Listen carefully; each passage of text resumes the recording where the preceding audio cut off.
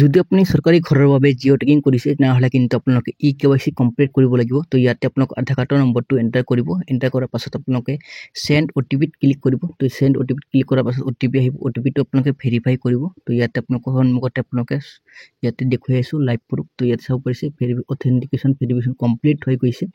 তাৰ পাছত আপোনালোকে ইয়াতে আপোনালোকৰ আধাৰ কাৰ্ডৰ নম্বৰটো ইয়াতে আপোনালোকে চাব পাৰিছে। ইয়াতে আপোনালোকৰ দিব লাগিব আপোনালোকৰ ইয়াতে আপোনালোকে ইয়েছ কৰিব। ইয়েছ কৰাৰ পাছত আপোনালোকৰ ৰেচন কাৰ্ডৰ নম্বৰটো আপোনালোকে ইয়াতে থাকিলে আপোনালোকৰ ৰেচন কাৰ্ড নম্বৰ ইয়াতে এণ্টাৰ কৰিব।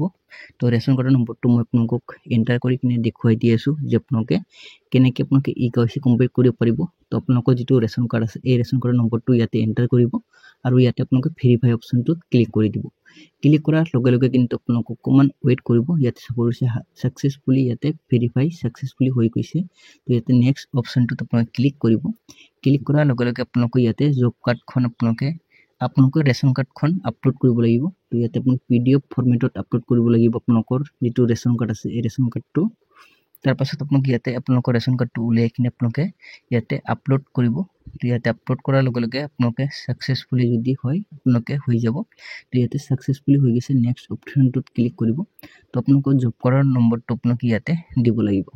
তো আপোনালোকৰ জব কাৰ্ডৰ নম্বৰটো মই আপোনালোক স্ক্ৰীনত দেখুৱাই দিম। আপোনালোকে চেম টু চেম এনেকৈ আপোনালোকৰ জব কাৰ্ডৰ নম্বৰটো এণ্টাৰ কৰিব। তো ইয়াতে মই এণ্টাৰ কৰি লৈছোঁ আৰু আপোনালোকে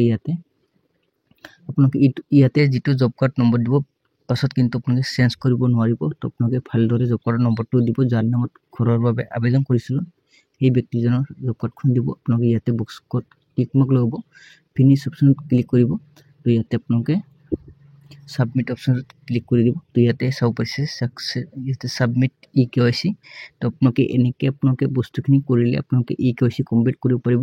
তো বহুত মানুহে কিন্তু কমেণ্ট কৰি সুধিব যে আপোনাক নিজে কৰিব পাৰিব নে নাই। তো আপোনালোকে নিজে কৰিব নোৱাৰিব। আপোনালোকৰ যিটো সখী বাইদেউ আছে এই সখী বাইদেউৰ লগত যোগাযোগ কৰি কিনে আপোনালোকে কৰিব পাৰিব।